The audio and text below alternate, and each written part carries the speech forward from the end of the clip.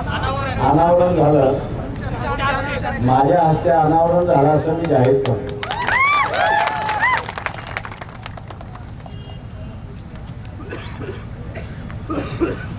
मित्रो,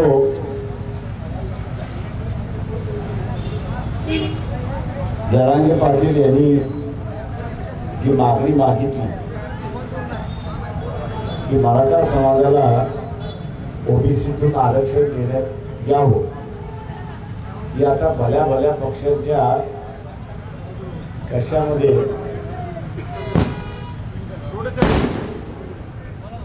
आपण काय म्हणतो त्याला, अडकलं की काय म्हणतो,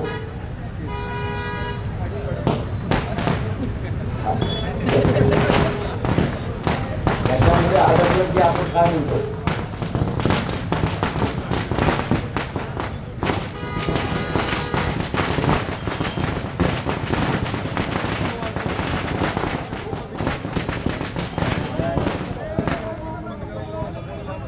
वाचू आता काय लावली, काय करणार, माघार काय करणार. त्याच्यामध्ये घशामध्ये अडकल्यानंतर काय अडकलं आपण असं म्हणतो.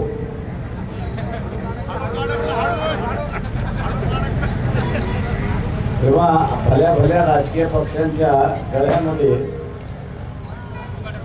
जरांगे पाटील यांची असणारी मागणी अडकलेली अशी असणारी परिस्थिती आहे.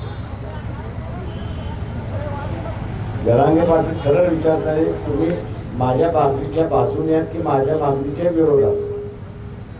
वंचित बहुजन आघाडीने सरळ सांगितलं की आम्ही तुमच्या मागणीच्या बरोबर नाही, ओबीसीचं आरक्षण ओबीसीला राहिलं पाहिजे. गरीब मराठा जो आहे त्या गरीब मराठ्याचं आरक्षण हे एका वेगळ्या पद्धतीने आपल्याला त्या ठिकाणी देता येईल. कारण 2 पासून सुप्रीम कोर्टाने रद्द करून टाकला अशी असणारी परिस्थिती आहे. आज असणारं उद्धव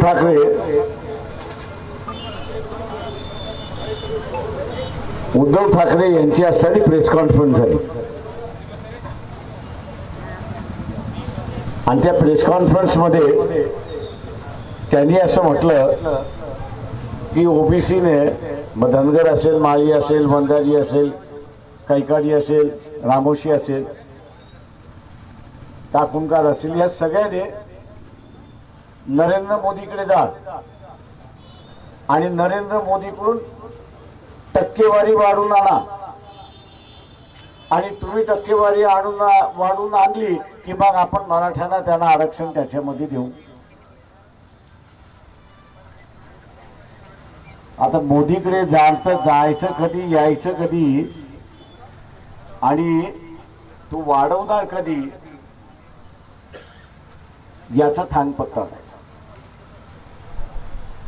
जरांगे पाटील यांचा असणारा सरळ सवाल आहे की मी असणारा मराठा समाजाला ओबीसीतून आरक्षण द्या असं म्हणतोय, तो टक्केवारी वाढवा, अमुक वाढवा असं अजिबात म्हणत नाहीये. आता या मागणीच्या तुम्ही बरोबर आहात की या मागणीच्या विरोधात आहात, काँग्रेस सांगू शकत नाहीये, एनसीपी सांगू शकत नाहीये. उद्धव ठाकरे सेनेची भूमिका मी आपल्याला आत्ताच सांगितली की ओबीसीने मोदीकडे जा, टक्केवारी वाढून घ्या आणि मग मराठ्यांना आपण आरक्षण देऊ. म्हणजे अप्रत्यक्षातपणे मराठा समाजाला ओबीसी मध्ये समावेश केला जाईल हे त्यांनी सुचवलेलं आहे. आता हे इथल्या ओबीसीला मान्य आहे का नाही? भांडण जे आहे ते आरक्षणाचं आहे. हे राजकीय भांडण मी असं म्हणतो. या राजकीय भांडणाचे 2 तट पडले.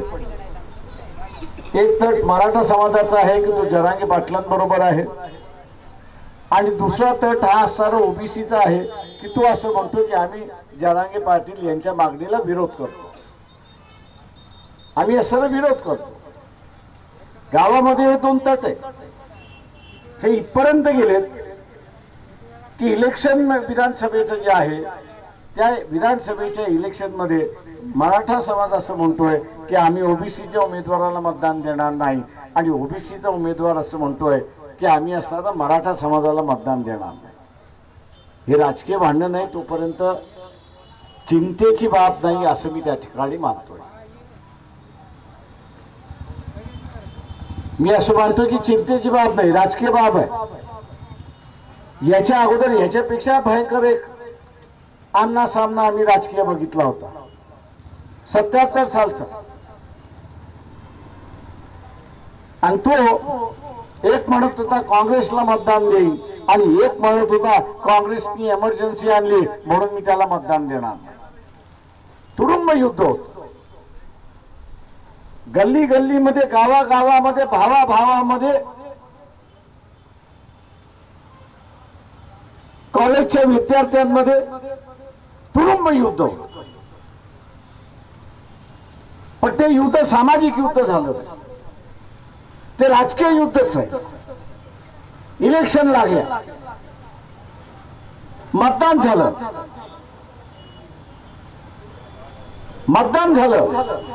आणि मतदानामध्ये काँग्रेस हारली, जनता पार्टी जिंकली. जे गेले 2 महिने तुडुंब एकमेकाला शिव्या देत होते, इलेक्शन संपल्यानंतर आठवड्याभरामध्येच गळ्यात गाडे काढून चहा आणि कॉफी प्यायला लागले, जेवायला लागले. अशी परिस्थिती, राजकीय भांडण मताबरोबर विरघळून गेलं. मी असंच मानतोय की हा जो आरक्षणाचा मुद्दा आहे, मराठा समाजाने ओबीसीला मतदान दिलं नाही, काही फरक पडत नाही. ओबीसीनी मराठ्याला मतदान दिलं नाही, काही फरक पडत नाही. ज्याला जास्ती मतं मिळेल तो निवडून येईल, त्याचं सरकार होईल, तो निवडून जाईल.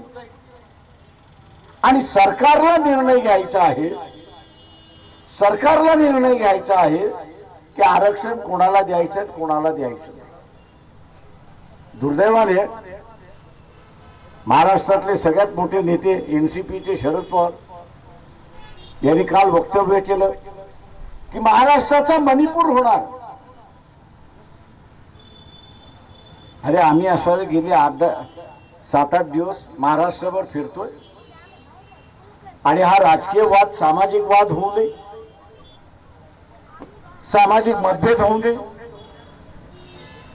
छगन भुजबळ यांनी जे सांगितलं शरद पवारांना की कदाचित एकमेकांच्या लग्नाला जाणार नाही, एकमेकांच्या दुकानामध्ये खरेदी करणार नाही, एकमेकांबरोबर चहा पिणार नाही, ती परिस्थिती महाराष्ट्रामध्ये येऊ नये याची दक्षता घेण्याच्या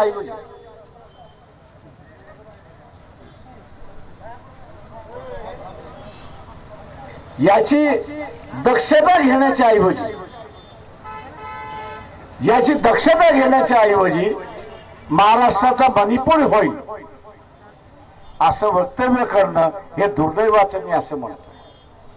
शांतता पसरण्याच्या ऐवजी अशांतता पसरवण्याचं कामकाज एनसीपी करते, हा माझा असणारा आरोप आहे. कशासाठी? तर विधानसभेमध्ये आपल्या पक्षाला जास्ती जागा निवडून आल्या पाहिजेत म्हणून चाललेलं आहे.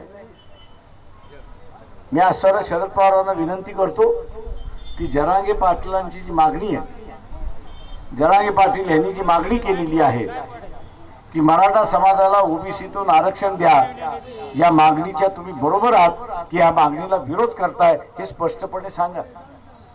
तुमच्या या भूमिकेने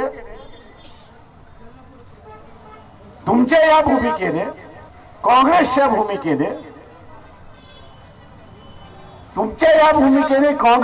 भूमिकेने महाराष्ट्रामध्ये शांतता पसरण्याची शक्यता आहे आणि मोठी शांतता पसरली पाहिजे असं मी त्या ठिकाणी मानतोय. मित्रो, वंचित बहुजन आघाडी ही ओबीसीच्या पूर्णपणे पाठीमागे आहे आणि त्याचबरोबर आम्ही असणारा गरीब मराठा समाजाला आवाहन करतोय की आपण आम्हाला सत्तेवरती बसवा. सत्तेवरती बसवल्यानंतर गरीब मराठाला जो न्यायाची अपेक्षा आहे ती न्यायाची अपेक्षा आम्ही दिल्याशिवाय राहणार नाही हे आपण लक्षात घ्या. तुम्हाला आजपर्यंत झुलवलंय कोणी? तुम्हाला आजपर्यंत झुलवलंय कोणी? तर तुम्हाला झुलवलेलं जे आहे ते निजामी मराठ्याने झुलवलेलं आहे.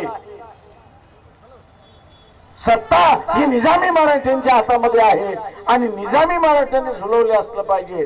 म्हणून त्यांच्या सावलीतून बाहेर पडा आणि स्वतःची असणारी सावली निर्माण केली तर न्याय मिळेल. आपण असं लक्षात घ्या. मी जाता जाता एवढंच आवाहन करणार आहे की ज्या मंडल आयोगासाठी आपण भागतोय तो स्थापनेचा दिवस हा 7 ऑगस्ट आहे आणि औरंगाबादला या यात्रेची सांगता आपण करतो आहोत आणि 7 ऑगस्टला सांगता करतो आहोत. हा 7 ऑगस्ट मंडल दिवस म्हणून आपण साजरा करतो आहोत. तेव्हा मी सर्व तमाम ओबीसीच्या कार्यकर्त्यांना आणि आरक्षणवादी कार्यकर्त्यांना आवाहन करतोय की प्रचंड मोठ्या संख्येने आपण औरंगाबादला पोचा आणि मंडल दिवस साजरा करा ही अपेक्षा करतो आणि आपली सगळ्यांची रजा घेतो.